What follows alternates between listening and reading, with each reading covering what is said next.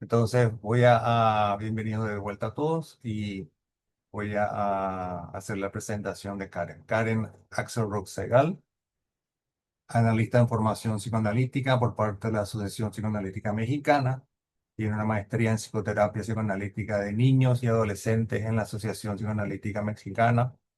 Licenciada en psicología por parte de la Universidad Anáhuac, México. Un diplomado en psicología clínica por parte de la Universidad Anáhuac de México, también un diplomado en problemas psicológicos en la adolescencia y psicoterapeuta y próxima psicoanalista de niños, adolescentes y adultos.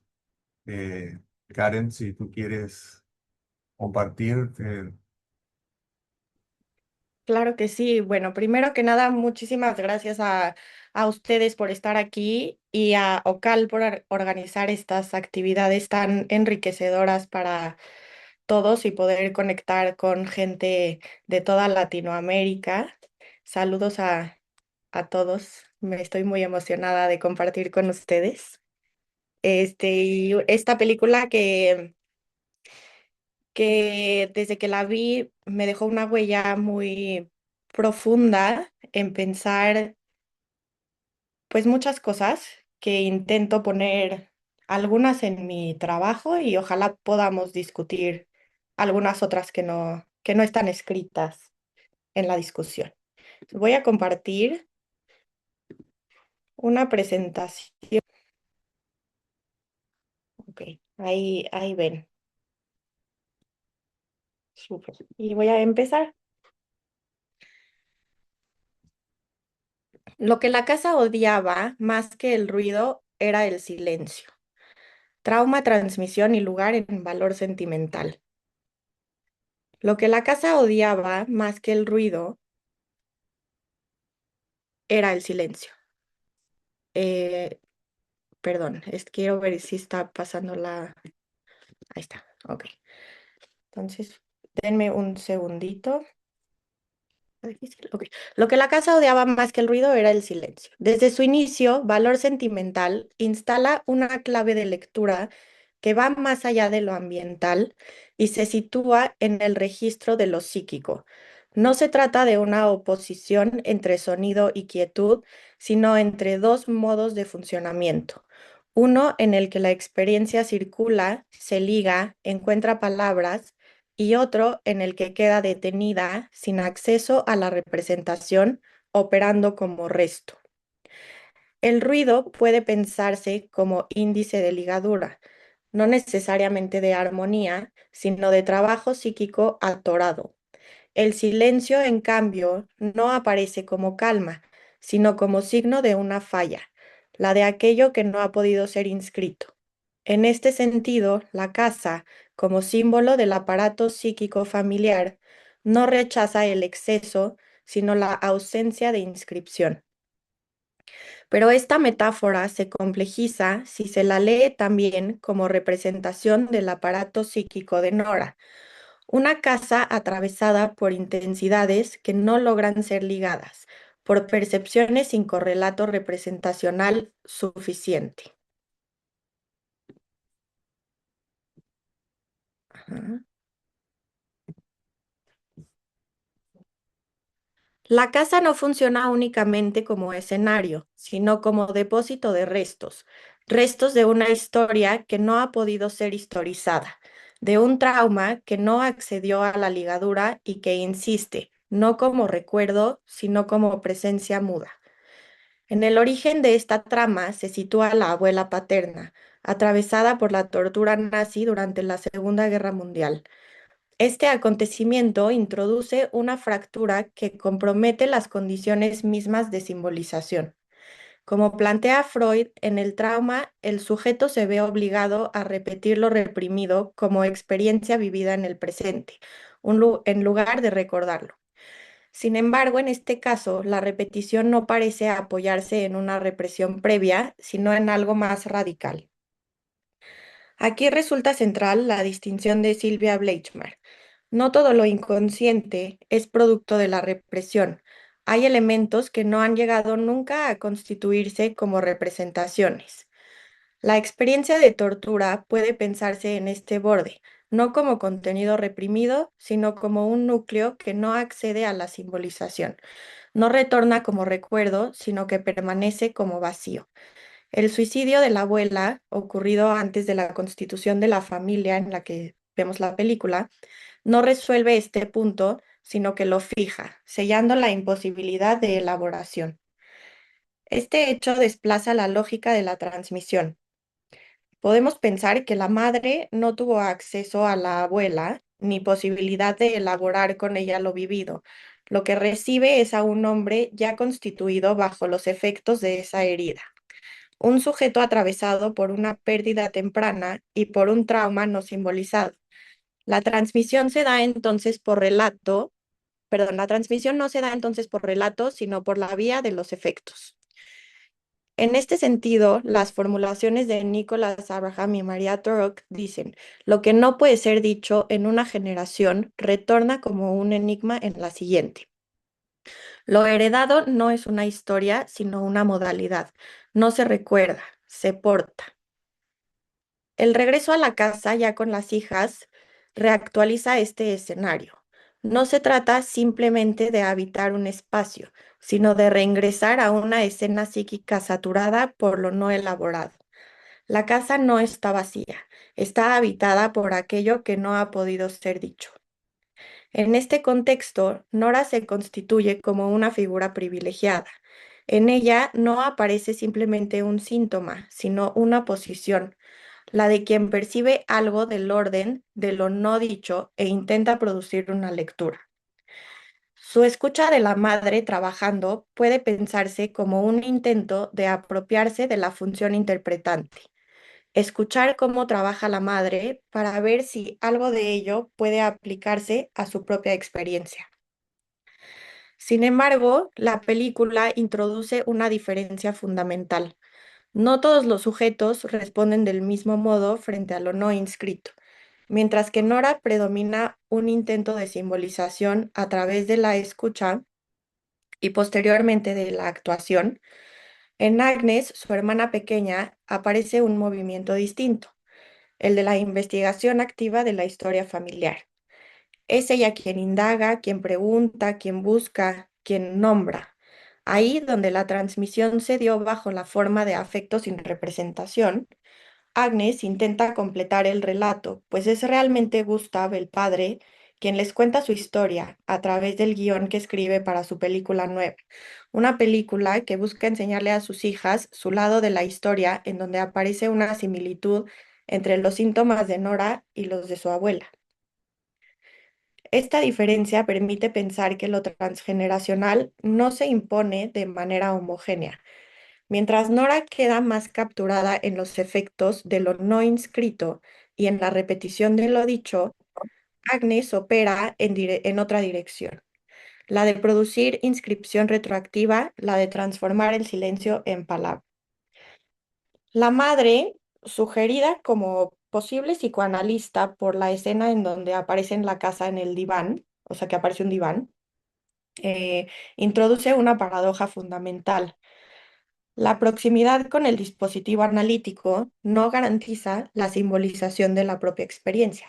Como plantea Ogden, la experiencia emocional no se vuelve pensable por sí misma, requiere de un otro que la piense con uno. En la madre, esta función aparece escindida, disponible para otros, pero no operativa en su propia trama vincular. Esta falla incide en la organización edípica. El Edipo, más que un conflicto triangular, implica la inscripción de lugares. Cuando predominan zonas de no inscripción, esta diferenciación se vuelve precaria. En Nora, esto se expresa con la dificultad de ocupar un lugar en el vínculo amoroso. Su posición como la otra puede leerse como la repetición de una imposibilidad más estructural, la de habitar una posición legítima. Así, la casa que odia el silencio no es únicamente la casa familiar, es también Nora, una casa donde algo insiste en ser ligado, donde el silencio comienza a volverse insoportable, donde la grieta aparece ahí, casi invisible, pero con mucho peso. A partir de lo desarrollado, podríamos proponer la siguiente hipótesis. La transmisión transgeneracional del trauma no opera únicamente como contenido no elaborado, sino como una alteración en las condiciones de inscripción psíquica, afectando la constitución del Edipo y la posibilidad de ocupar un lugar propio. Mientras Nora encarna los efectos de lo no inscrito, Gustav y Agnes introducen un movimiento de historización que comienza a transformar el silencio en palabra. La película no cierra la historia, pero sí deja planteado un corte. Durante generaciones, el trauma se transmitió como silencio, como vacío, como imposibilidad de inscripción. En la familia, a partir de la apertura de esta historia, ese silencio comienza a perder su carácter organizador. No porque el trauma haya sido completamente elaborado, sino porque ha dejado de sostenerse como lo no dicho. Y es precisamente en este punto cuando el silencio empieza a ceder, que puede comenzar algo distinto. No la resolución del trauma, sino la posibilidad de que deje de repetirse sin ser nombrado, abriendo un espacio donde los vínculos puedan reconfigurarse en un registro más habitable. Gracias. Muchas gracias, Karen. Realmente muy interesante tu, tu propuesta. Me quedo pensando en esto de lo que más se odiaba, más que el ruido, era el silencio y de esto que no se puede simbolizar, que no se puede hablar, que de hecho lo vemos un poco en la película, en esta imposibilidad del papá y la hija de Nora de no poder hablar, de la no comunicación entre ellos, de lo difícil de establecer este vínculo que evidentemente se rompió de alguna forma. eh, y que incluso el padre lo pone por escrito. Si pensamos en un guión, acá hay un guión, hay algo que te ofrezco para que lo leas y ella inicialmente lo rechaza. Y también me gusta esto de que dejas que no se cierra la historia, ¿verdad? Realmente queda un final, inclusive interpretable para todos. Esto de qué pasa realmente cuando se cierra esa puerta, ¿verdad? Que es un poco lo que ocurría cuando la madre sí lo había cerrado y sabíamos lo que había pasado, ¿verdad? Pero en este caso como que queda abierta la interpretación a saber si terminó o no ahí la película, porque tampoco sabemos, ¿verdad? Si la película continúa o no. Así que nada, me pareció muy interesante. Ahora Gracias. vamos a pasar a Cecilia Moya, la voy a presentar. Cecilia es licenciada en psicología, psicoanalista, miembro de la Asociación Psicoanalítica Argentina, APA, es full member de la Asociación Psicoanalítica Internacional, IPA, y miembro de la Federación Psicoanalítica, FPAL. Fue presidenta de la Organización de Candidatos de OCAL, 2013-2014. Se desempeña como secretaria en la Secretaría Científica de APA desde 2019, casi hasta la actualidad, por varios años realmente. Fue editora en jefe, suplente de Calibán, revista de psicoanálisis latinoamericano de 2018 al 2024. Es docente del Instituto de Psicoanálisis Ángel Garma y del Instituto de la Asociación Psicoanalítica ABDER, Asunción. Ejerce su práctica clínica en Buenos Aires con adolescentes, adultos, parejas y familia, y es autora de numerosas familias. Cecilia, te dejo la palabra. Hacemos ¿cómo hacemos lo de la presentación que querías del video o cómo lo quieres hacer hoy? Bueno, esperemos un poquito. Cualquier cosa, Dale, yo te puedo avisar a vos dale, dale, directamente. dale. Bien, bárbaro. Bueno, bien, muchas gracias. Muchísimas gracias. Gracias a vos, Gabriel, que fuiste el que de alguna manera vehiculizó esta invitación. Y fundamentalmente quiero agradecer a la comisión directiva de OCAL, un lugar muy querido para mí, porque como versa en mi CV, fui presidenta de OCAL y para mí fue una de las experiencias más importantes que tuve en mi desarrollo y en mi recorrido como profesional. Así que guardo un grato recuerdo y especialmente un cariño por aquellos vínculos que luego se transformaron en lugares de amistad y de fraternidad en el tiempo, ¿no? Entonces, Eso es algo que quiero valorar y poner y reconocer. Bueno, pensé este encuentro como la ficción dentro de la ficción. Me gusta pensar esa idea, ¿no? De construir un caso, una viñeta de esta película, como, como una suerte de ficción también, pero pensarla también dentro del contexto de lo que es una sesión de análisis. ¿Por qué? Porque tiene muchos de los elementos que acontecen en un escenario psicoanalítico. Y al mismo tiempo en los escenarios de nuestra propia psique. Ya Karen algo nos anticipaba cuando decía algo de la casa pensada de esta manera, ¿no? Como un aparato psíquico familiar, decía Karen. Y ya a mí me situó para pensar en línea con esto, ¿no? De pensar en esa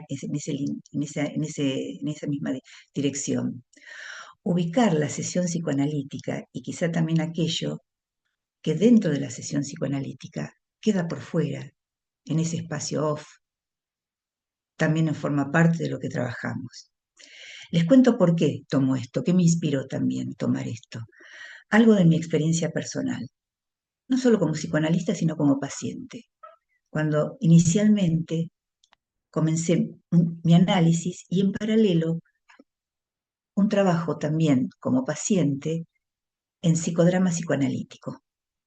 Y esto ya en esa cuestión primaria me ubicó y me posicionó en lo que era una escena dentro de una escena, u otro interpretando algo de mi problemática. También esto me llevó a que muchas veces se arma el juego, y después más adelante van a ver por qué digo juego, con mis pacientes, a pensarlos y a trabajar como directores de cine, guionistas y montajistas. Porque la película que solemos contar en sesión, no es sin edición. Hay mucho trabajo de montaje, hay mucho trabajo de edición. Muchas veces volvemos al crudo, a lo que creemos que fue la escena en crudo, y la volvemos a editar, la reorganizamos en escenas, cambiamos el montaje. Muchas veces alguien dice, ¿por qué me toca vivir esto? ¿No? Preguntándole a un gran otro, al otro del destino, de la religión, de la naturaleza, del universo, ¿por qué me pasó esto? Y ahí uno relanza una respuesta mucho más freudiana, que, que gira en torno a esta idea, ¿no? ¿Qué tiene que ver usted con lo que le pasa? Y en los casos en donde el sujeto es pasivo de la escena, la pregunta también se desplaza sobre casi un mismo eje. ¿Qué cree usted que puede hacer con lo que le pasó? Hago toda esta introducción para pensar justamente la película como una invitación en este doble juego que les propongo pensar. Película, sesión psicoanalítica, escena tras la escena, backstage. Un dispositivo que inventó Freud, el dispositivo de la sesión de análisis, que justamente es contemporáneo al nacimiento del cine. El cine nace en 1895 con los hermanos Lumière y entonces ahí vemos que el psicoanálisis se anticipa, sin saber del todo, a un saber a medias, que las claves del cine después van a retomar de lo que es el dispositivo del análisis. Entonces, este approach que hago es porque pienso que el juego, inclusive de lo onírico, nos marca otra película. Recuerdo una vez que una niñita me dijo, ¿querés que te cuente, hablando de su sueño, ¿no? Del sueño que había tenido la noche anterior? ¿Querés que te cuente la película que me pasaron anoche por los ojos? ¿No? Una expresión que me pareció sumamente linda. ¿Podemos pasar un segundito el fotograma, Gabriel, si hay chances? Con tiempo, ¿eh? Puedo seguir hablando. Sí, puedes seguir hablando Eh, y voy a proyectar. bueno, este, simplemente esto, ¿no? Como para ver en movimiento, en imagen, algo que me pareció interesante traer acerca de uno de los fotogramas más célebres de esta película, que está al final, en ese juego de superposición, de yuxtaposición y de tránsito de rostros y de identidades, que aparecen a lo largo de toda la película. Es muy bello lo que hace el director con esto. y se inscribe en esta idea de quién es quién, en estos rostros que se ponen, que transitan, que también Karen nos advertía de cómo lo transgeneracional iba a estar en juego en todos y cada uno de estos personajes.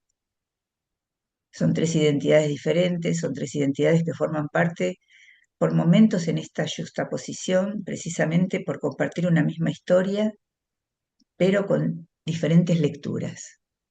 No sé si ahí se puede apreciar, si se puede ver. ¿Puede ver ahí? Ahora voy a hablar.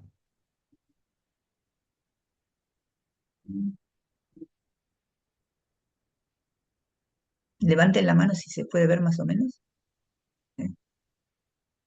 Ah, ok. ¿Lo ven? ¿Se vio? Sí, dijeron que sí, levantaron la mano, por lo menos. No sé si se verá muy grande, pero se ve. No importa, si no lo pueden encontrar en Ahí. redes también está. Está perfecto. Sí, sí, sí. Gracias, Gabriel. Cuando Freud habla de psicoanálisis aplicado, yo entiendo que está pensando en ese movimiento por el cual el psicoanálisis sale del consultorio, pero yo traigo al cine al consultorio, ¿no? Hago esta suerte de entrada y salida que hay en este punto. Entonces, por eso hablé de juego hace un rato, porque tomo la idea de el poeta y los sueños diurnos, ¿no es cierto? En donde Freud muestra cómo el creador hace algo muy singular. No lo utilizo arbitrariamente esto, porque estoy tratando de pensar cómo este padre pudo hacer algo con esa creación. Y creo que estamos todos en juego en relación a este tema que nos trae esta película, ¿no? Porque si el poeta y los sueños diurnos, y Freud nos muestra en eso, ¿no? Cómo el creador hace algo muy singular, toma fantasías que en nosotros quedarían ocultas o nos avergonzarían, y las logra transformar en una experiencia compartible. Ahí estamos ante el acto de esta película. Y dentro del acto de esta película y de cualquier formación creativa, estamos viendo lo que este padre pudo hacer con esa transformación. Entonces, me parece que ahí hay un punto de anudamiento y en donde nuestros pacientes hacen lo mismo. Por eso estoy haciendo este juego de entrada y salida, de la película al consultorio, del consultorio a la película. Desde allí, valor sentimental es algo que pone en valor y no remite únicamente lo afectivo en un sentido íntimo, sino a través de aquello que en tanto construcción cultural condensa algo del presente y al mismo tiempo deja ver la persistencia de ciertas tramas que retornan una y otra vez transformadas en cada tiempo. Tiene la vigencia de eso, ¿no? La potencia de eso. Eh, es- las grandes obras. Nosotros tenemos un autor que se llama Unamuno que dice para novedad un clásico, ¿no?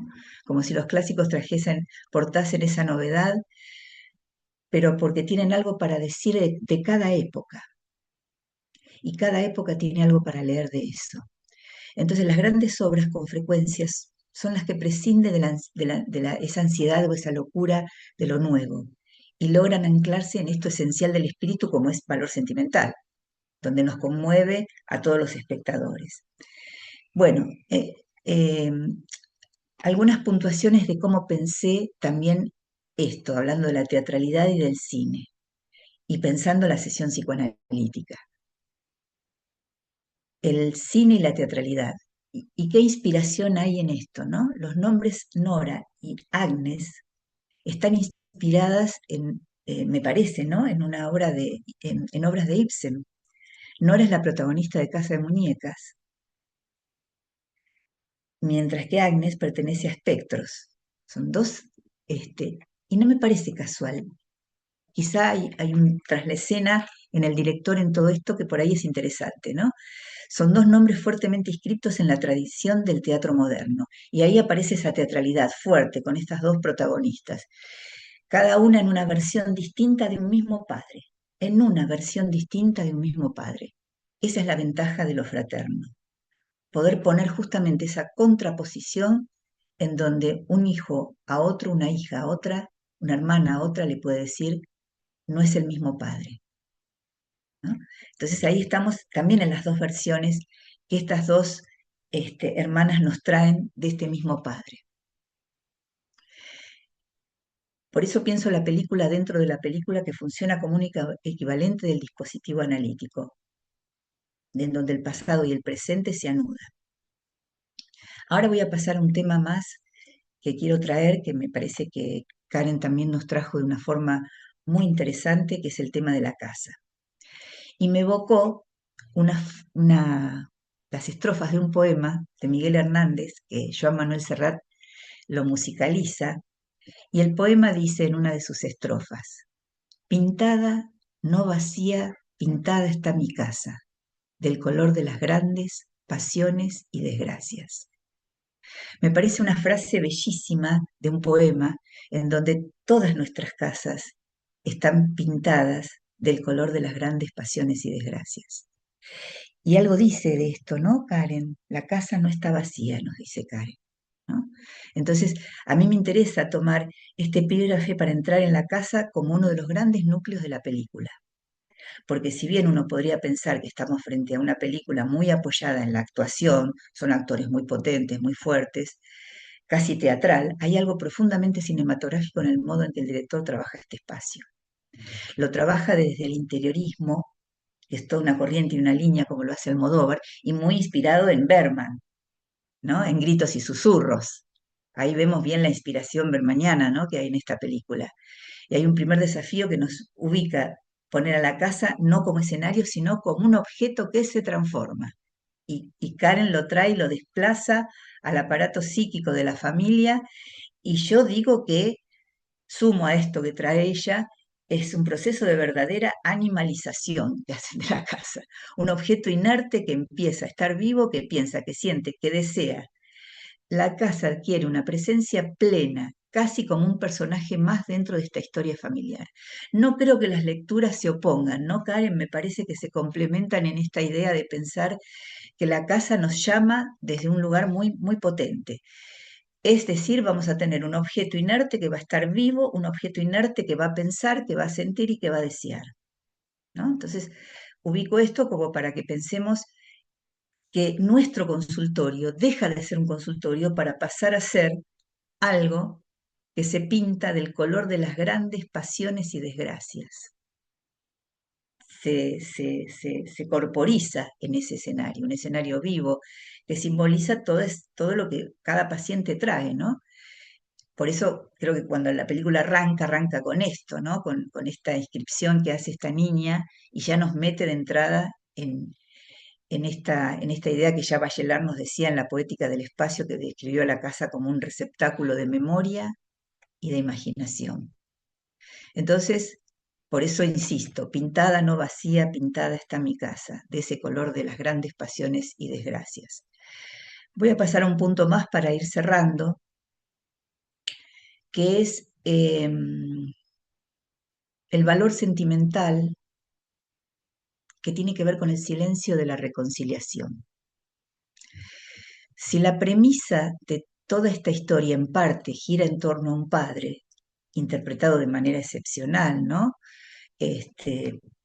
Por este actor y sus dos hijas, no las voy a nombrar porque no me salen los nombres, chicos.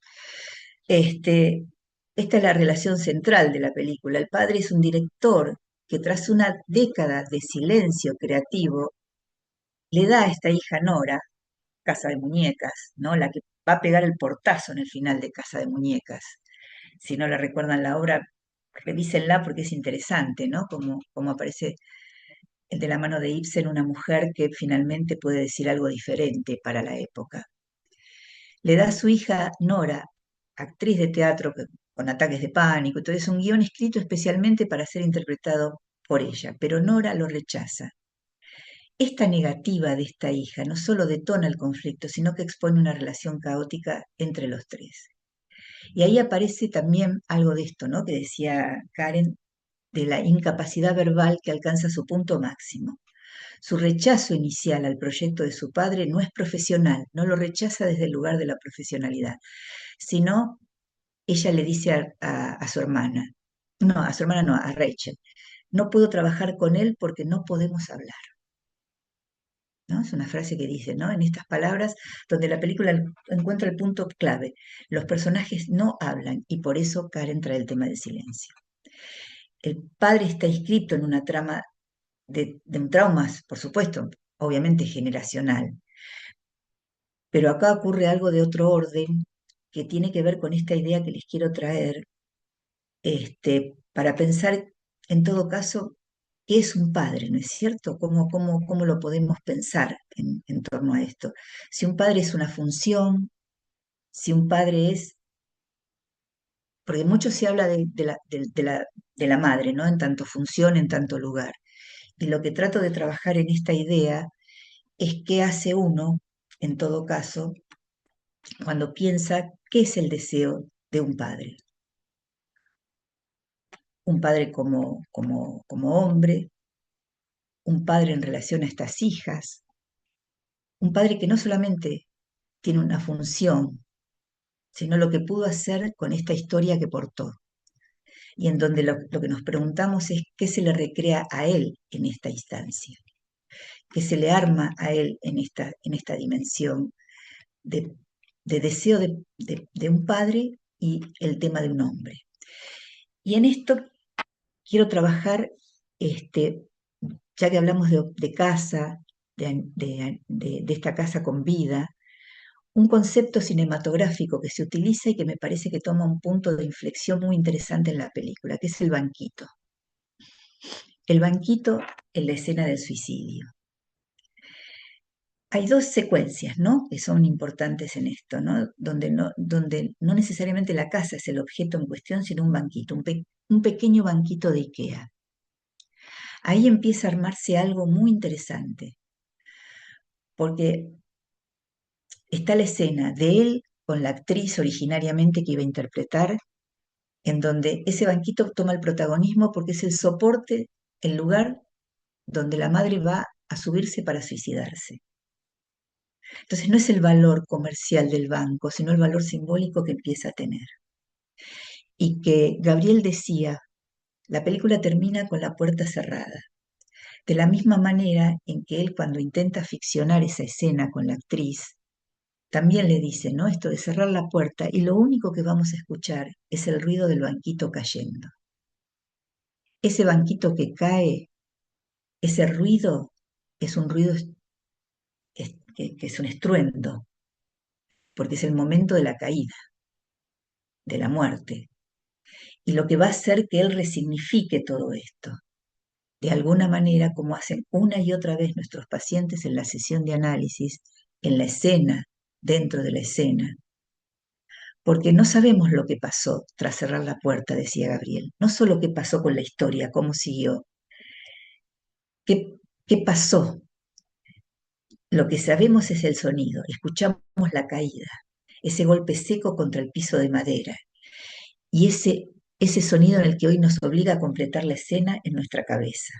De la misma manera que completamos escenas una y otra vez, editamos escenas una y otra vez en nuestros escenarios de nuestra psique, en nuestros escenarios de nuestro cuerpo, en nuestros escenarios de la sesión psicoanalítica, en este trabajo de retroacción, de aprecup, de ida y vuelta de esa atemporalidad que nos convoca, de la misma manera que en el cine. Bueno, tengo más para decir, pero me parece que por acá puntuamos y seguimos con Gabriel, si les parece. Muchas gracias, Cecilia. La verdad que muy bellas tus palabras del análisis.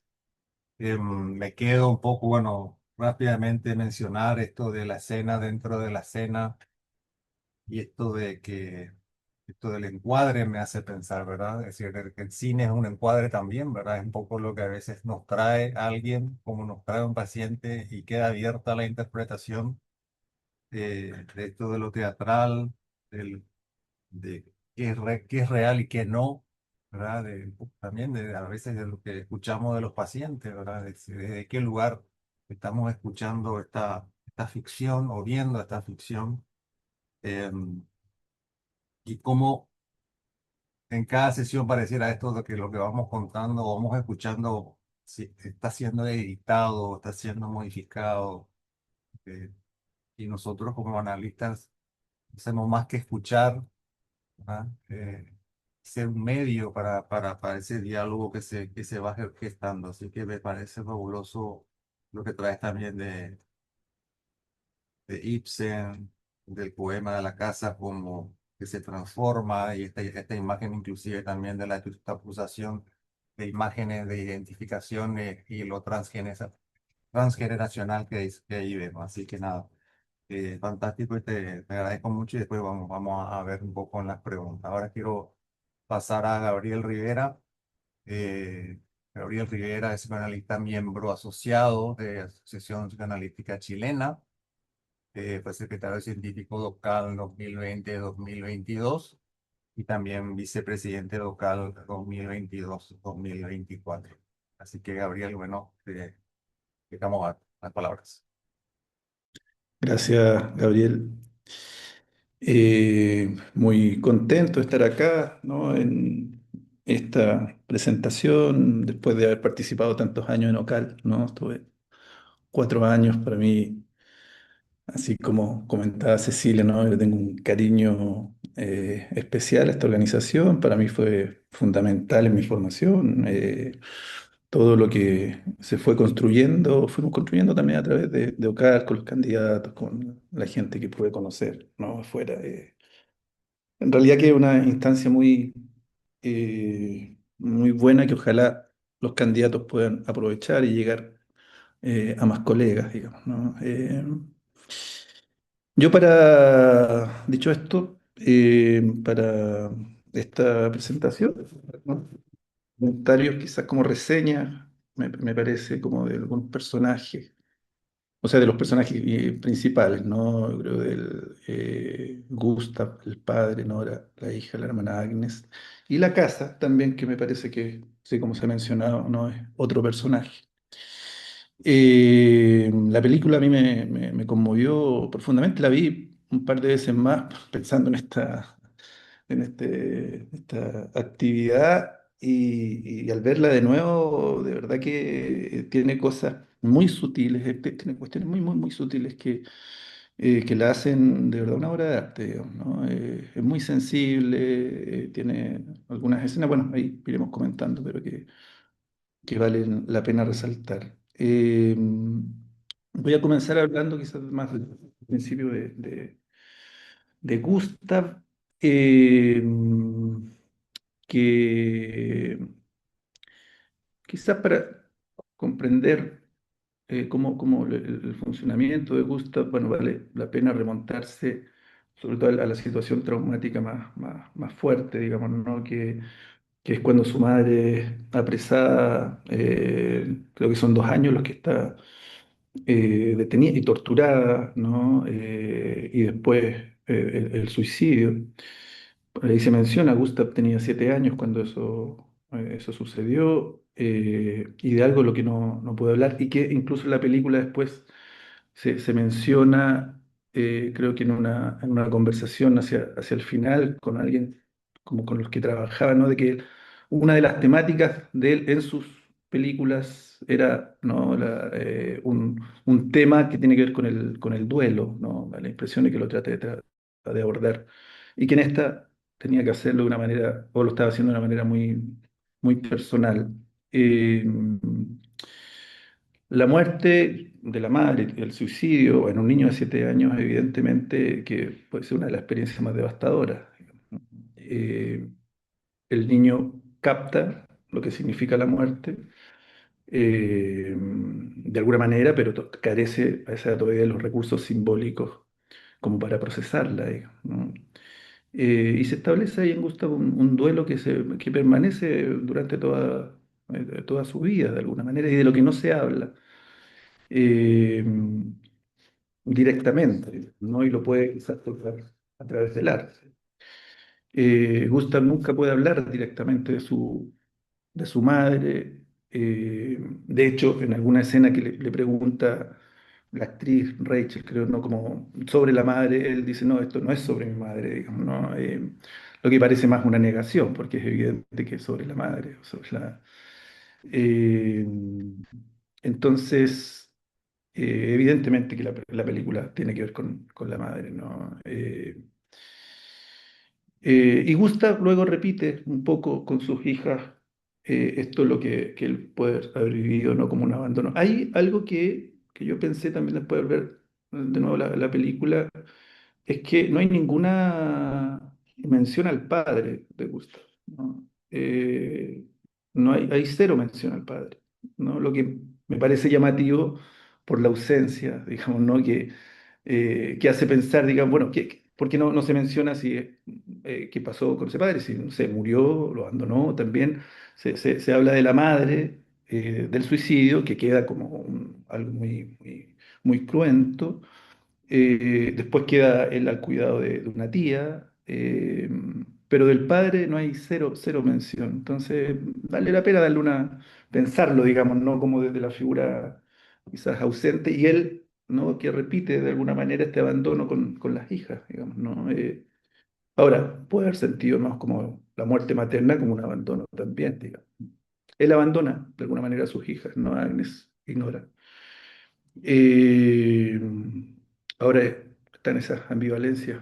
Él dice, por ejemplo, ¿no? Como que las hijas son lo más importante que le pasó, que le sucedió, ¿no? Como, pero de alguna manera no puede tener un contacto más cercano con ella, aunque en alguna parte él tiene, de hecho, me da la impresión con Rachel, que la actriz, por lo menos lo que muestra en alguna escena de la película, una relación que parece paternal, digamos, ¿no? O sea, no es que no pueda, digamos, ¿no? Él, habla con Rachel de una manera, ¿no? Que parece como más conectado, que él no lo hace con las hijas, sino a través del teatro. Algo central, de hecho, evidentemente ya se mencionó, ¿no? Como en la película es el guión. El guión está relacionado, de hecho, es como el punto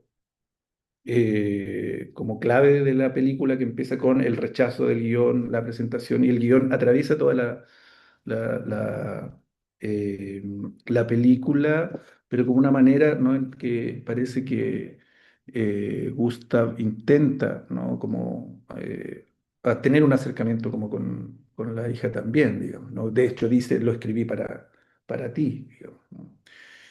Eh, entonces, eh, da la impresión que para Gustav el cine ocupa ese espacio también, que pareciera como, ahí hace pensar también si es de elaboración o es de repetición, digamos, ¿no? Se podría ahí poner en juego eso, qué es lo que está haciendo a través del cine.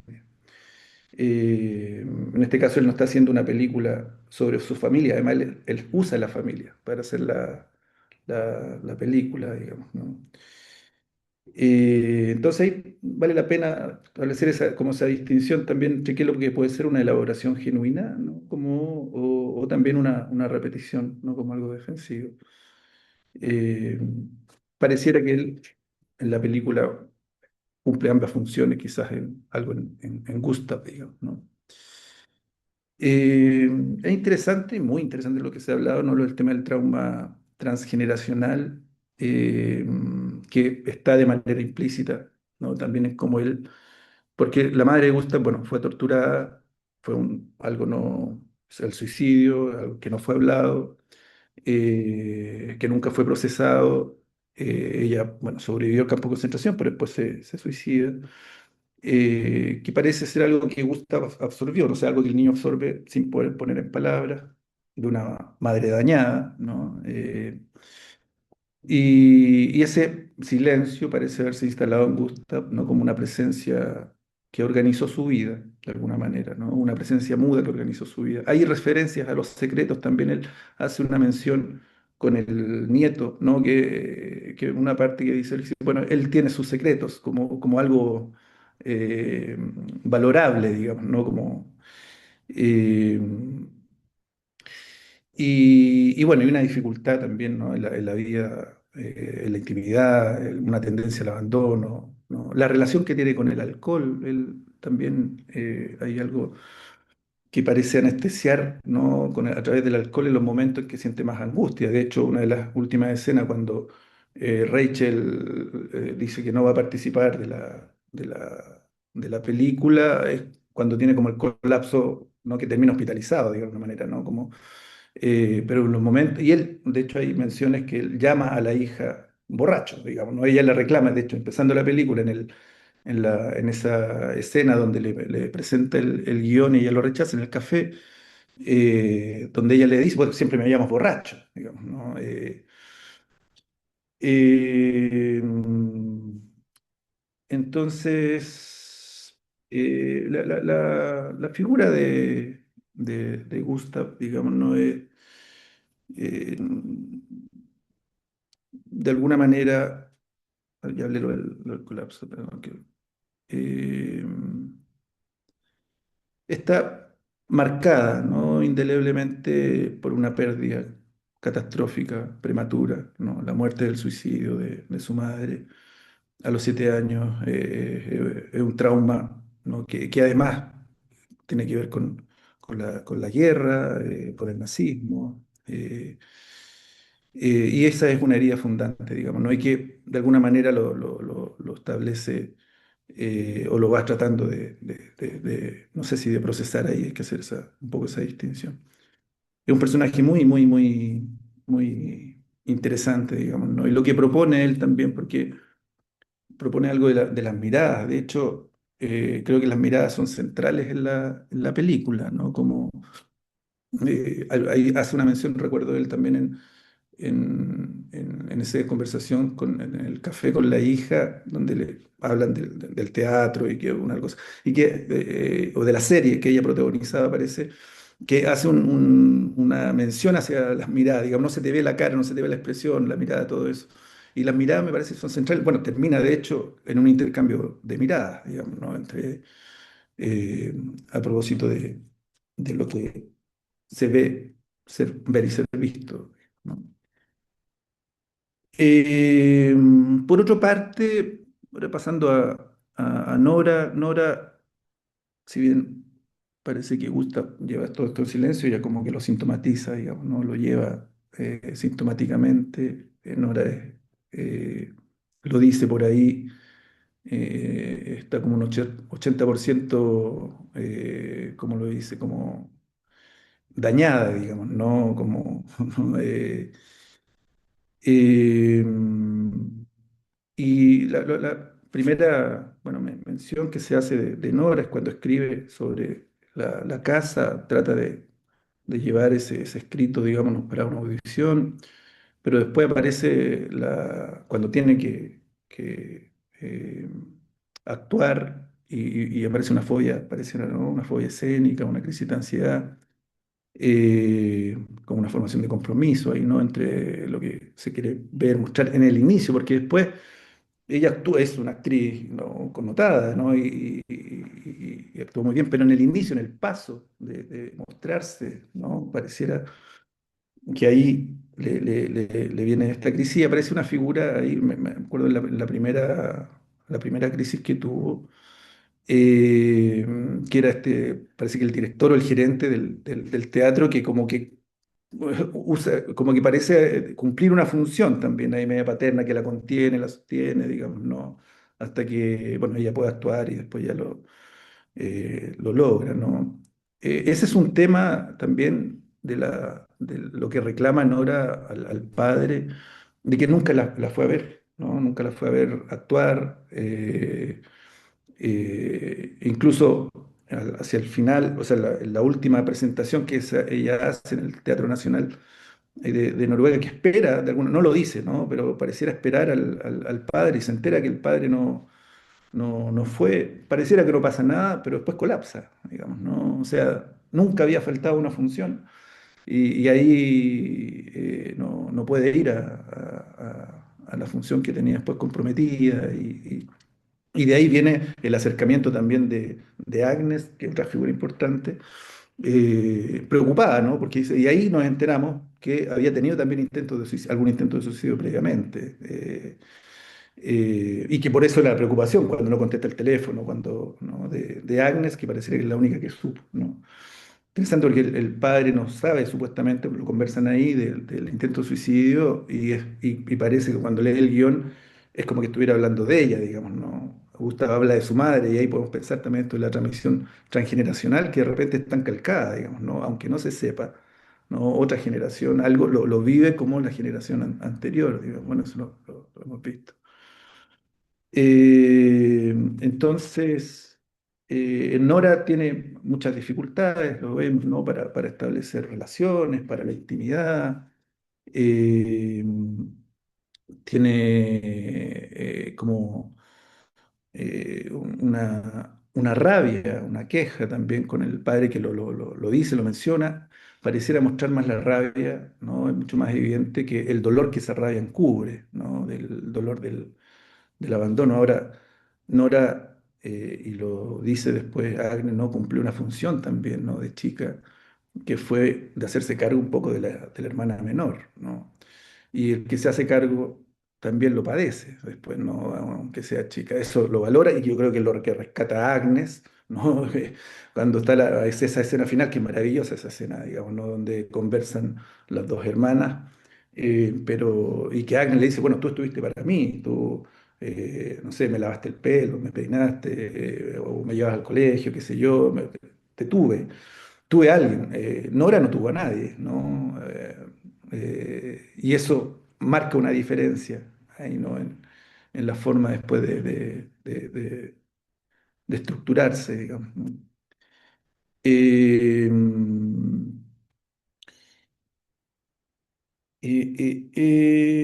el guión pareciera ser, como se dice, escrito para Nora. De hecho, eh, Gustav le pide a la actriz, a Rachel, que se cambie el peinado, incluso con algo que se pareciera a la hija.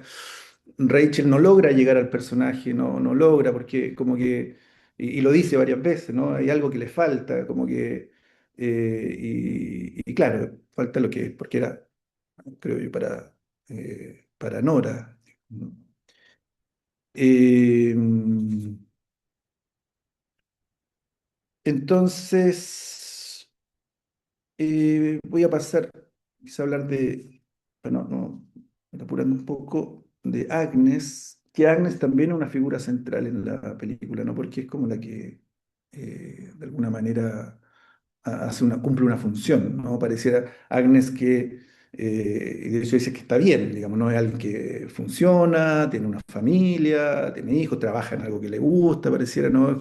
Es como la templanza, digamos, ¿no? Y es quien cuidó, bueno, es como el pegamento de la familia, que es media, de alguna manera, trata de entender al papá, de repente tiene reclamos de que ella no reclama mucho, hasta que reclama en algún momento cuando hace Gustav, que quiere que el hijo de Agnes participe en la película y lo habla con él sin haberlo hablado con Agnes, y ahí Agnes, y me parece como pensando también en que, bueno, le va a dar un lugar al hijo, que es algo que ella vivió y que dijo, ¿no? Como yo de chica tuve un lugar contigo en la película, digamos, de hecho fue protagonista de una película, pero después viene el abandono, digamos, ¿no?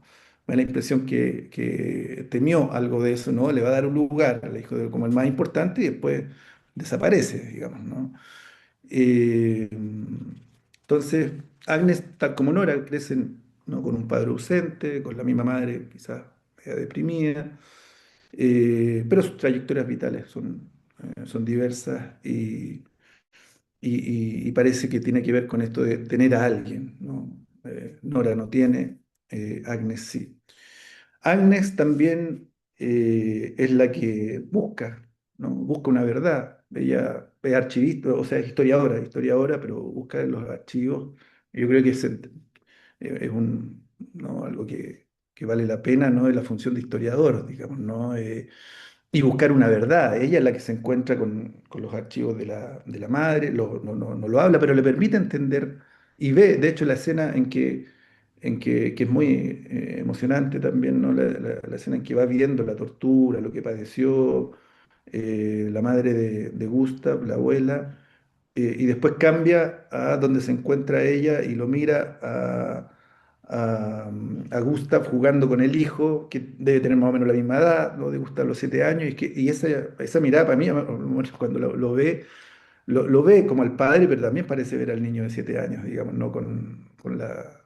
Y Agnes parece que le permite entenderlo un poco más, ¿no? Esa función de Agnes está ahí en la película. Ahora, ella lo dice también, para mí esto tampoco fue, o sea, no crees que para mí fue todo tan fácil, ¿no?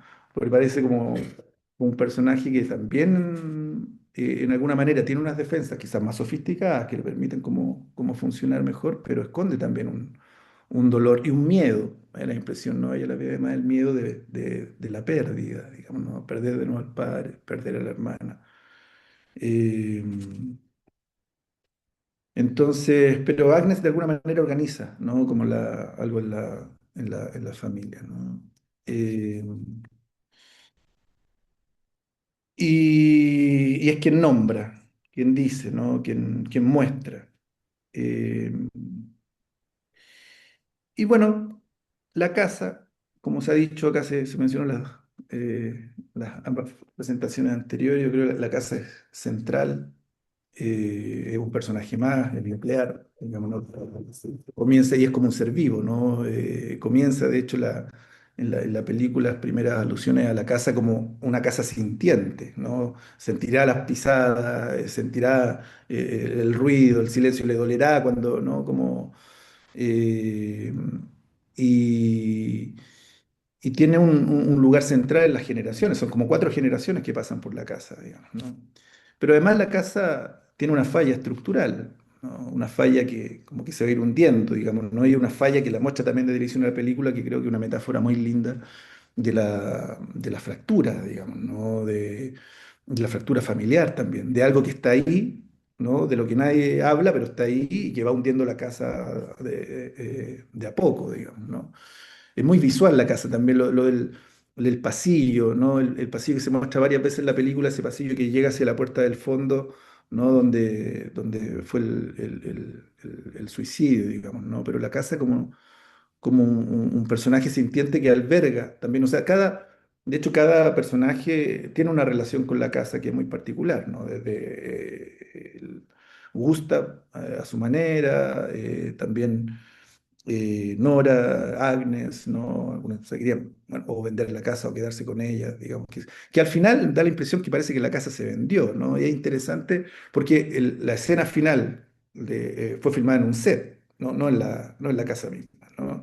Y ahí, y justo antes de esa escena, hay como una remodelación de la casa que se ve una casa muy pulcra, muy moderna, muy diferente, casi como si lo hubiesen hecho, y ahí da la impresión de que se hubiese vendido, quizás pensando en que necesitaba financiamiento también para la película, ¿no? A lo mejor, pero eso no está descrito ahí en la película, pero es casi una casa lobotomizada, podríamos decirlo, así que es como que le hubiesen, ¿no? Borrado la historia previa, pero en los cimientos siempre está, digamos, ¿no?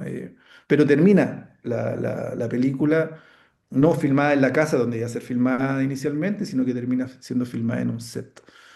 Em, Eh, Gabriel, yo sé si podríamos ir redondeando para dar sí, espacio. sí, sí, sí. Quizás me alargué un poco ahí Perfecto. pero con eso, para darle lugar, digamos, ¿no? Me parece que es una película genial, central. Lo que me llamó la atención, aparte de lo que se ve, ¿no? Son las ausencias, sí, ¿no? Como dónde está, a mí me gusta, bueno, y el padre, ¿no? Y hay una forma también de ir grabando, o sea, porque en los cambios de plano, a veces como que hay un ojido negro, digamos, ¿no? Hay como unas pequeñas pausas en negro. Y uno dice, bueno, lo ausente también puede ser muy presente. Pero eso, conversemos Mu- ahora, quizás. Muchas gracias, Gabriel. No, me quedo con esto que trajiste, que con esto de lo traumático que de la madre, digamos, o de la abuela, que no es menor, como este secreto que estaba ahí, pero que he descubierto por Agnes y que quizás, bueno, atraviesa toda la familia como esa fractura, ¿verdad? Esto que a veces, justamente lo que también traía Karen, de lo que no se habla, no se puede simbolizar, y esto que también traía también Cecilia a la película, dentro de la película, es decir, esto que se va transmitiendo y que, bueno, va quedando como a interpretación y a veces en los silencios, ¿verdad? Pero definitivamente lo traumático que justamente cuesta muchas veces simbolizar, ¿verdad? Y bueno, hay un suicidio, hay otro suicidio, y el suicidio como que también queda transgeneracional, ¿verdad? Y este intento en el caso de Agnes, que bueno, de vuelta, queda abierto como lo no consumado, pero bueno, en la película ya al final lo toma el guión y lo sugiere. Pero bueno, muchas gracias a los tres. Y ahora queremos abrir un poco las preguntas, comentarios. Pueden levantar la mano y hacemos un par de comentarios y después volvemos a los panelistas. Así que nada, pueden. eh,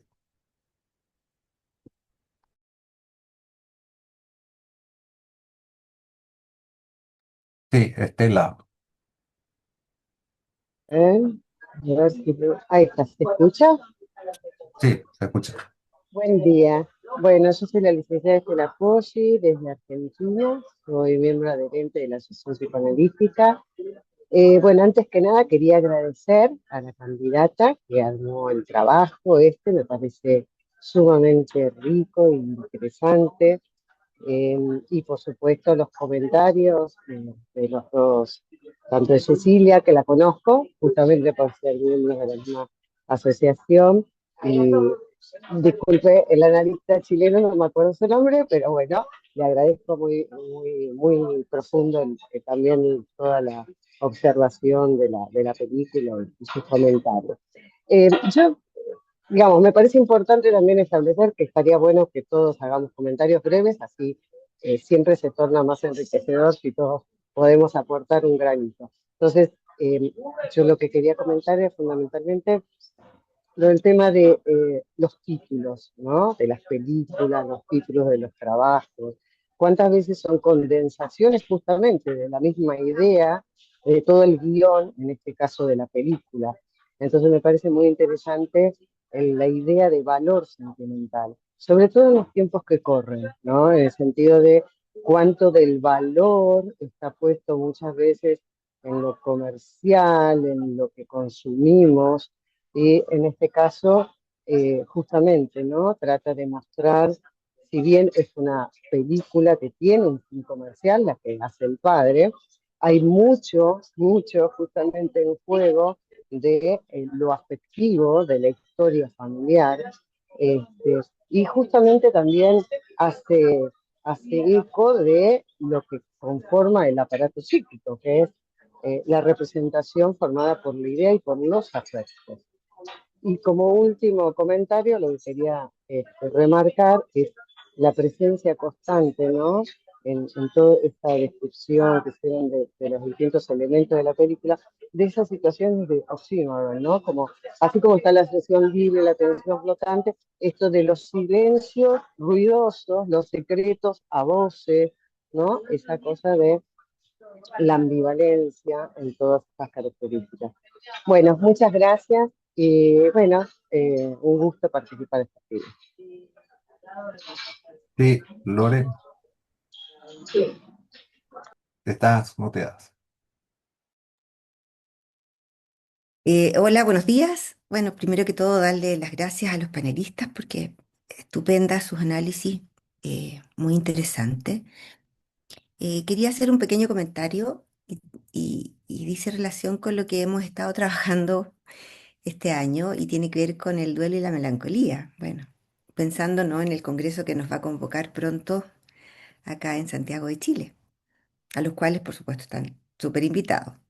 Pero pensaba en esto en relación a la película.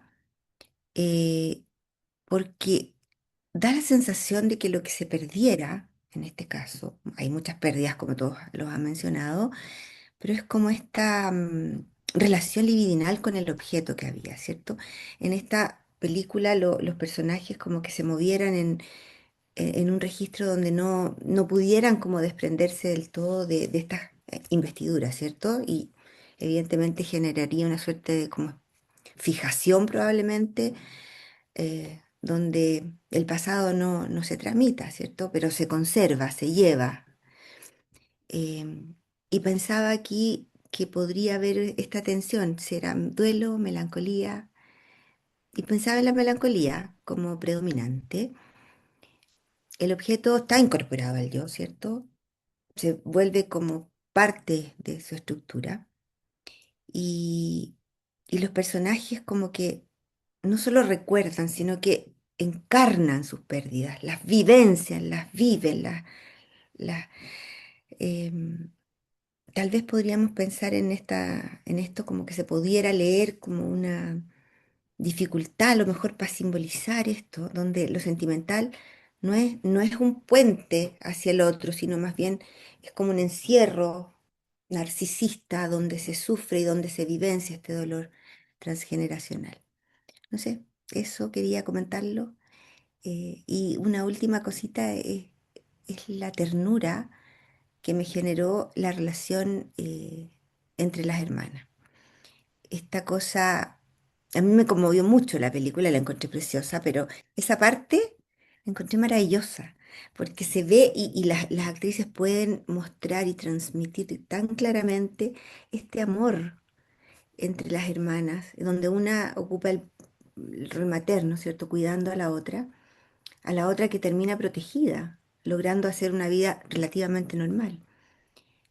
Bueno, eso son comentarios al aire y muchas gracias.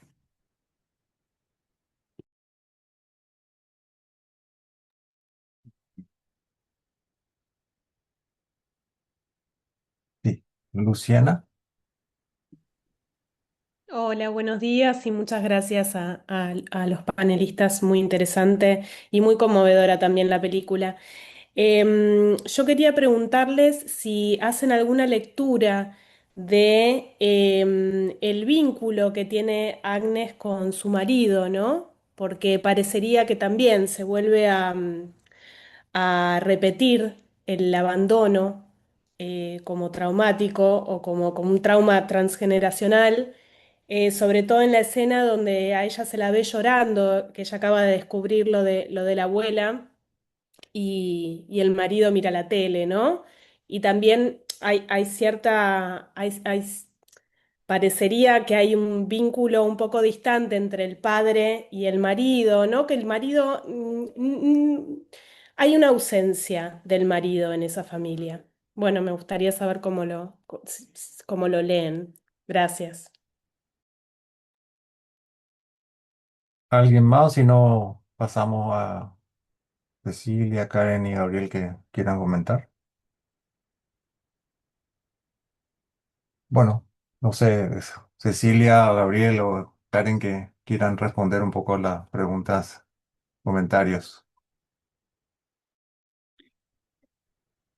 Em, a mí me gustaría que pudiéramos pensar entre todos, sé que el tiempo es corto, ¿no? Pero como definir o redefinir lo transgeneracional, porque me parece que es un uso conceptual que me parece interesante que podamos pensarlo, ¿no? Porque parece que tiene distintas aristas, para no pensarlo como una... Me parece que Gabriel trae una pregunta esencial. Dice, ¿hasta dónde es repetición y hasta dónde es elaboración?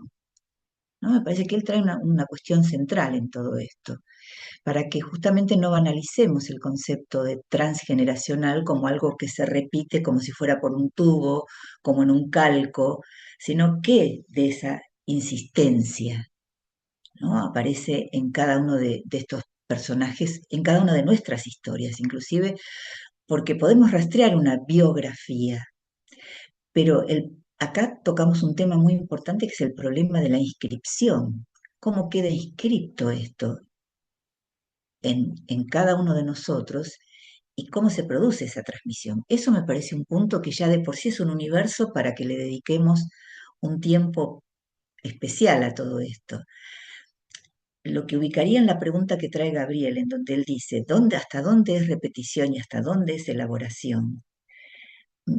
Yo trataba de ubicarlo en torno a la paternidad de este padre, la cuestión de poner en la relación, en la paternidad, como poner la paternidad en la creación artística. Por eso hablé del poeta y los sueños diurnos en el acto creador, porque traté de ubicar esto. No se interroga por el origen del deseo de si quiero tener hijos o no tener hijos, sino por lo que le sucede cuando un hombre, ya siendo padre, persiste en un deseo que encuentra justamente en la obra artística, porque la insistencia ahí, que se puede volver repetición o elaboración, recuerdo, repetición y elaboración, ¿no? Freud en la obra artística como un lugar privilegiado de realización. Y ahí encuentro, desde mi humilde lectura, el trabajo que intenta hacer y que en la película queda ahí, ¿no? Marcado cuando esta hija accede a interpretar ese lugar en lugar de quizá ella tal vez seguirlo actuando ad infinitum o suicidándose. Pienso en esto, ¿no? En ese acceso, en cuando ella accede a esto, ahí se arma una torsión, un punto de inflexión en este encuentro en ambos. Digo esto como para poder ubicar alguna puntuación en esto, y si me permiten una sola cosita, no pude dejar de pensar todo el tiempo el final de esta película con el final, no sé si todos la vieron, tampoco la quiero spoilear, pero Hamnet. Es decir, dos películas actuales que están en el tema como la redención de un padre ausente. ¿Qué se hace con un padre ausente? Y, ¿no? Como esta posibilidad que Gabriel decía, bueno, fíjense que el padre de él está ausente. ¿Él repite esa ausencia o toma presencia a través del acto creativo? Esa es la pregunta que yo dejo, ¿no? En Hamlet, Shakespeare, ¿qué hace con Hamlet? No voy a decir nada para no spoilear nada, pero estamos trabajando en esta línea, tratar de ver qué puede hacer el protagonista en esta condición, ya que se habló de trauma, en relación a los tiempos del trauma. Se asemeja mucho a lo que trabajamos nosotros, ¿no? Que no es ni cronológico ni lineal. Por eso digo, ojo con lo transgeneracional. Y en relación a Erika, lo que vos traías, me parece interesante tu pregunta. La relanzaría bajo la idea de si creemos que realmente la sombra del objeto ha caído sobre el yo, como dice Freud en estos. Porque una cosa es una melancolización de ciertos momentos, y otra cosa es el punto melancólico, ¿no? Porque en Duelo y Melancolía Freud nos advierte mucho de esto, ¿no? Si la sombra del objeto ha caído sobre el yo y ensombrece toda la escena, por eso digo que me parece que la escena final, con las tres generaciones en juego, padre, hija y nieto, trabajando y actuando esa escena, por eso dije, de la misma manera que en una sesión analítica traemos a todos los espíritus del Averno, no les damos la espalda y le remetemos con todo, ¿no? Entonces, me parece interesante esto, por eso digo que el desafío del arte y el desafío de la sesión de análisis tienen una correspondencia más que interesante. Les digo solamente esta frase de Clarice Lispector para que la tengan porque es una joyita en relación, ella dice, voy a crear lo que me sucedió, dice Clarice, voy a crear lo que me sucedió. Es un juego, ¿no? Entre la creación y lo que te sucedió. ¿Dónde se crea si no es en la sesión de análisis? Es una nueva creación que hacemos de lo que nos sucedió. Es como dice Lacan, saber hacer con eso.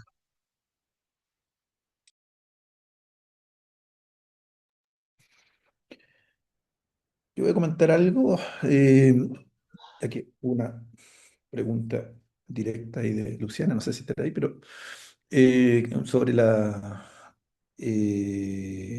relación de Agnes con su marido. Yo, la verdad que como que no lo pensé mucho, por ahí se lo pregunta. Se me viene, pero lo que se me viene es como una cosa más, ¿cómo decirlo? Como que pareciera que ella también cumpliera ese mismo rol medio maternal, digamos, no sé, pareciera un marido medio niño, me da la impresión, digamos, ¿no? Porque hay una escena donde están hablando del teléfono, por ejemplo, que ella está hablando del teléfono, del uso del teléfono del hijo, y le llama la atención también al padre como usando el teléfono, y creo que no aparece mucho por algo así, pero no le da más vuelta a como esa relación, digamos, ¿no? Quería mencionar algo también a propósito del guión, ¿no? Que es central, por el guión articula toda la película, que no se sabe nada de que no sabemos, además de qué se trata, sabemos algo, ¿no? Pero lo único que sabemos del guión son unas frases, o sea, una pequeña escena que lee la actriz y que se emociona mucho, ¿no? Y que después es lo que le pide Agnes a Nora que lea, que es más o menos parecido, digamos, ¿no? Y en ambas lectura de esa escena se habla del hogar, digamos, ¿no? Como que termina la escena mirando, quiero un hogar, digamos, ¿no? Y que me parece también aquí central, digamos, ¿no? La noción también de, bueno, aquí, ¿qué es un hogar? Digamos, ¿no? ¿A qué le vamos? ¿No? La casa lo muestra, la casa evidentemente es el espacio, digamos, ¿no? Pero simboliza un hogar, no simboliza un hogar. ¿Qué hay acá? ¿No? Como, bueno, para conversarlo, digamos, más que nada, pero eso, para no tomar mucho la palabra. Ujú. Bueno, y también yo me quedo pensando con Cecilia, porque esto de lo transgeneracional es realmente interesante. La película empieza diciendo, esta casa fue construida hace muchos años, donde han pasado tantas generaciones y siempre hubo una grieta, ¿no? O sea, siempre estuvo algo está roto. Pero lo que pasa con la abuela es un trauma, ¿no? O sea, vivir la Segunda Guerra Mundial, o sea, estar en un campo de concentración, sí me parece que hace un corte con lo transgeneracional y que reintroduce una manera bueno, introduce un trauma en la familia que marca una diferencia, o sea, marca un antes y un después en la vida familiar y cómo se va a desarrollar después la familia.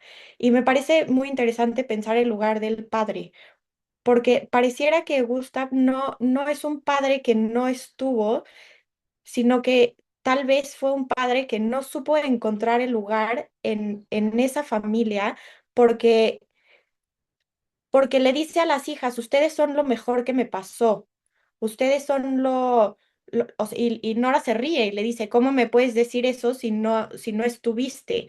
Entonces pudiéramos pensar en cómo sí estuvo, porque Gustav sí se dio cuenta de que Nora estaba sufriendo. O sea, entonces él sí estuvo y tal vez podríamos pensar cómo no encontró tampoco su lugar con la mamá y con las hijas, pero no sé, podríamos pensar también en la ausencia del padre como con Agnes y su esposo, con el hijo, en donde pues ahora se refugió en la pantalla y es algo que vemos todos los días, o sea, todos los días pasa, pasa ahorita, ¿no? Entonces, no sé, me dio a pensar esas dos preguntas. Mm, Ok, Adriana.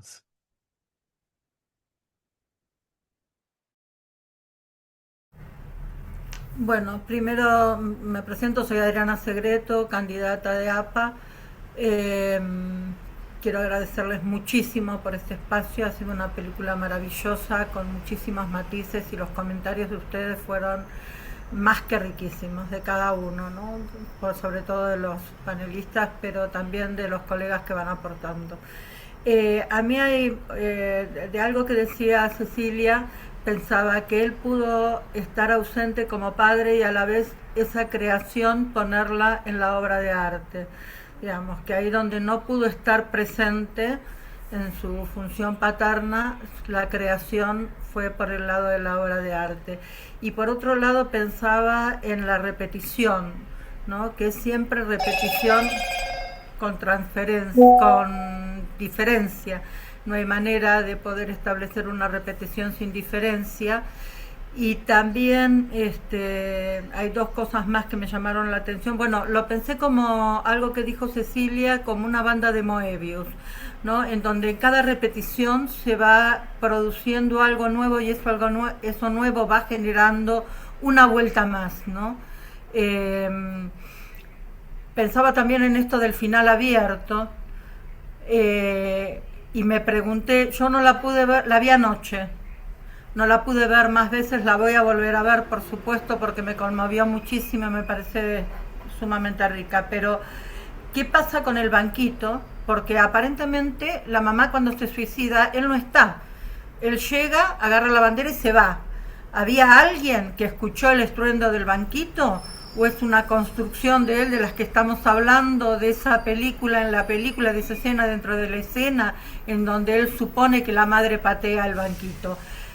algo dice también del banquito, como que algo como cuando estaba Reikel dice como que el banquito no estaba, no sé, alguna cosa dice del banquito. Yo no lo rebobiné en ese momento, lo quiero volver a ver. Si alguien lo vio y me puede decir, bárbaro. Y después cambia el banquito por la silla, y esa silla no se patea. Y a mí me parece que ahí hay algo muy significativo. No sé si el pie para una próxima película, me parece que además debe haber algo muy significativo en relación a la escena, a la película en sí misma. Y por otro lado también pensaba que no es un libro, es un guión. Y un guión son diálogos. Diálogos en el que se marcan también escenas, ¿no? Pero fundamentalmente son diálogos, esos diálogos que no existieron, no habían existido. Bueno, muchísimas gracias a todos. ¿Puedo decir algo, Gaby, con Sí, respecto sí, a lo que dijo Adri? sí, dale. Bueno, coincido, me parece bárbaro. Y además me encantó tu fallido, porque me parece que cuando vos decís con diferencia, pero decís en transferencia, claro, porque es en transferencia la repetición. Me parece fantástico lo que aparece en este punto, ¿no? Porque tiene que ver con esta dimensión, un poco pregnados por esta idea de la sesión de análisis y esto. En transferencia, la repetición es escuchada y esa es la diferencia. Ahí es donde también se hace la diferencia. Por supuesto que no hay repetición de igualdad, que siempre hay algo que lo diferencia, pero esta condición de la transferencia es lo que hace que el dispositivo funcione, ¿no? Entonces, me parece que este punto es interesante. Yo también percibí esto que vos traes, porque en la escena final, que sea una silla y que no sea un banquito, no es casual, obviamente, porque en la reconstrucción siempre hay algo, construcciones en psicoanálisis, el lugar del arqueólogo, el lugar de tengo un asa y la pregunta ¿es de una jarra o es de una taza? Y eso que se construye a partir de ese indicio es algo de lo que en esta idea, por eso creo, ¿no? De diálogo que vos traes, Adri, me parece interesante de diálogos en una construcción, en un análisis o en la obra creativa. Por eso trataba de ubicar a este padre más en relación a esto, coincido 100% con lo que traes, ¿no? Es un padre que no se interroga, sino que cómo persiste un deseo que encuentra justamente en la obra artística su vía privilegiada de realización y, para mi gusto, de elaboración, o por lo menos de un intento válido de elaboración. Sí, José. Gracias. Han sido muy interesantes y muy enriquecedor el encuentro. Gracias a los tres ponentes porque me hacen pensar bastante. Quería comentar algo respecto a esto último que dice Cecilia, porque me preguntaba hasta qué punto el padre busca o realiza un intento de elaboración, de apalabrar una experiencia traumática, pero me preguntaba en la diferencia entre escribir un guión que es rígido, que se sostiene y que el otro tiene que representar cómo es a una co-creación como en el encuentro analítico, ¿no? Porque esto que dice Cecilia de Clarice Lispector, voy a crear lo que me sucedió, me parece brillante, porque es como narrar en palabras, apalabrar una experiencia que no tuvo palabras al inicio, pero que en el análisis se encuentra con una co-creación. Somos dos, escuchándonos mutuamente y co-creando esto, ¿no? Creo que en la película el padre, no sé hasta qué punto fungió como un espacio de escucha para la hija. Me sorprende cómo en una escena, eh, Agnes y Nora, Agnes leyó el guión y se dio cuenta que había una conexión con un intento de suicidio de Nora, que el padre no lo sabía, pero que de una forma u otra estaba como intuido en la mente del padre. Pero me parece interesante porque es una intuición, algo que está allí, pero que no se habló, no se hizo presente en un diálogo, ¿sí? Eso por un lado. Y por el otro lado, me preguntaba si la resistencia de Nora a acceder a esto era más porque no quería someterse al guión del padre, sino que quería que el padre la escuchara. Un poco como ella fungió como, como una función materna para Agnes. Es decir, Nora sí fungió como un hogar para Agnes. La enseñó, la peinaba, la cuidaba, cosa que no hicieron con ella. Quizás por eso era la rabieta de Nora de no acceder a ese guión del padre. Quería no un director, quería un padre presente. Ese es mi comentario. Bueno, pasemos a Lorena y luego hacemos una última ronda con los opositores.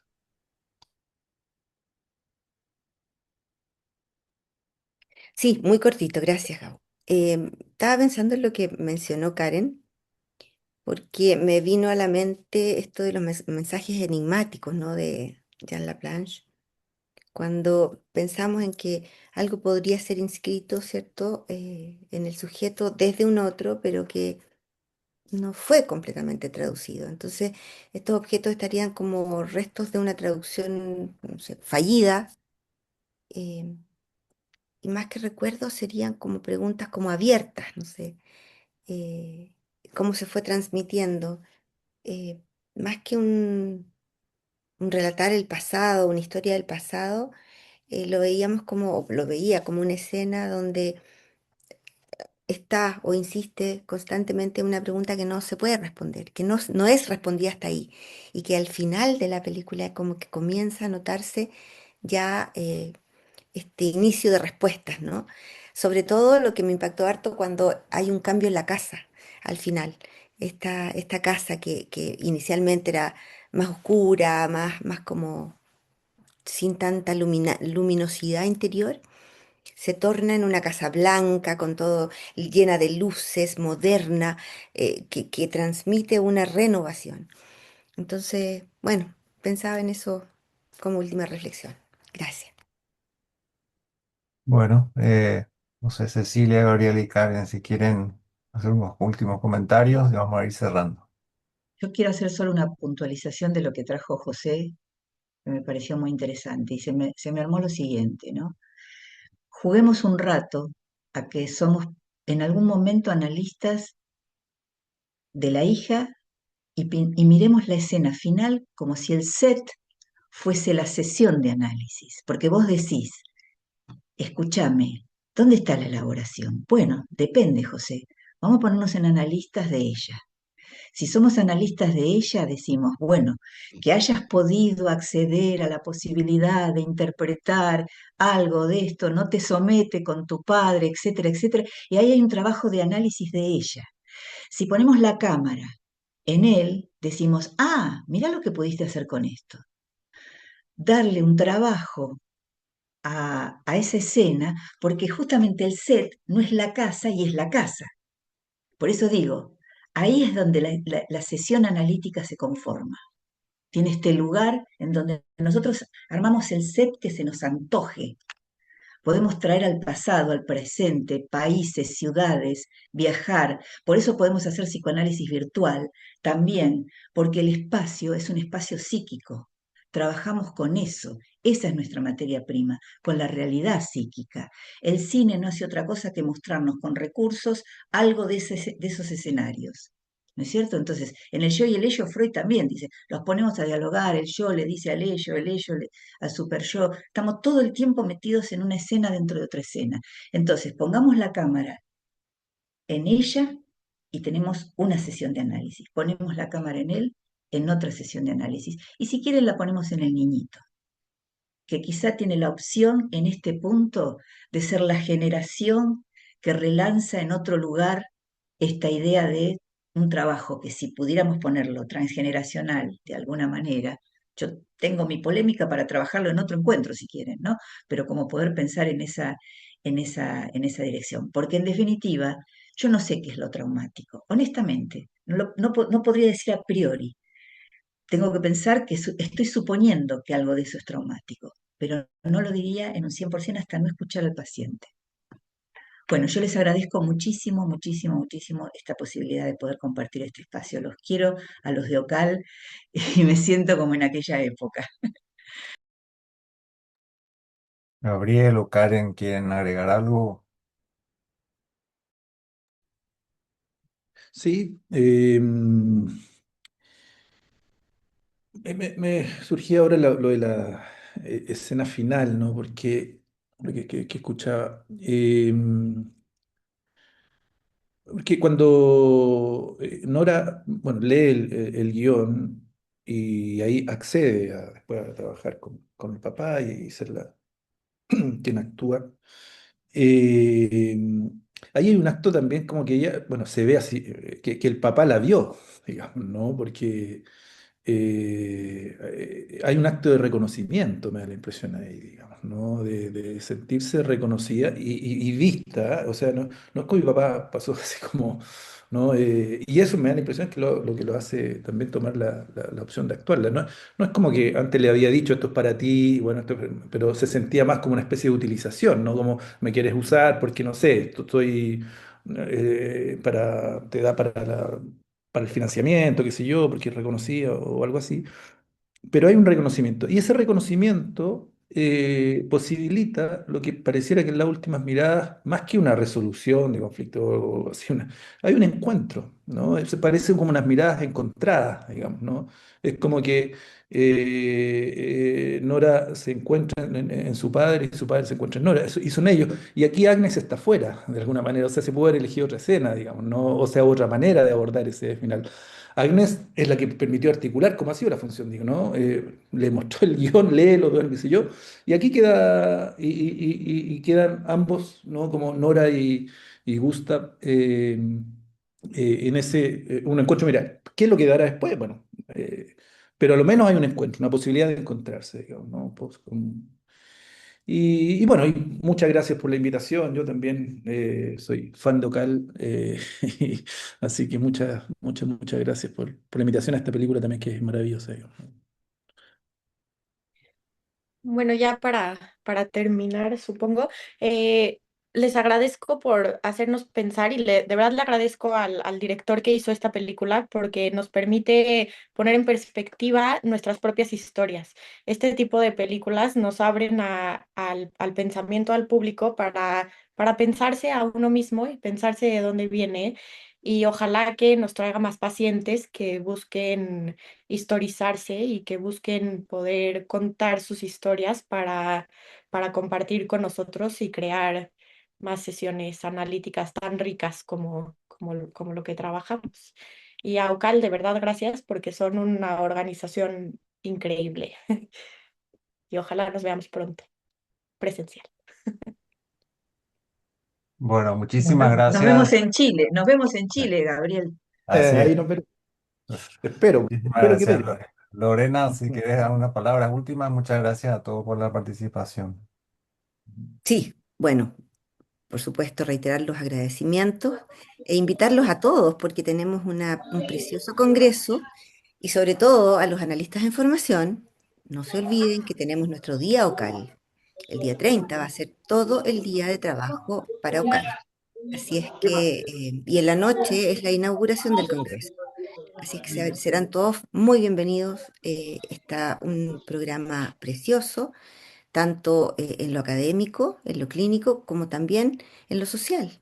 Y va a ser una instancia en que podamos juntarnos y conocernos entre, mucho más entre Latinoamérica. Así es que gracias a todos por la participación, a los invitados, por supuesto, Cecilia, Gabriel, nuestro Gabriel, que es nuestro, y Karen, por supuesto. Les agradezco mucho y eso, nos vemos en septiembre. Chao, chao, Hasta gracias. luego.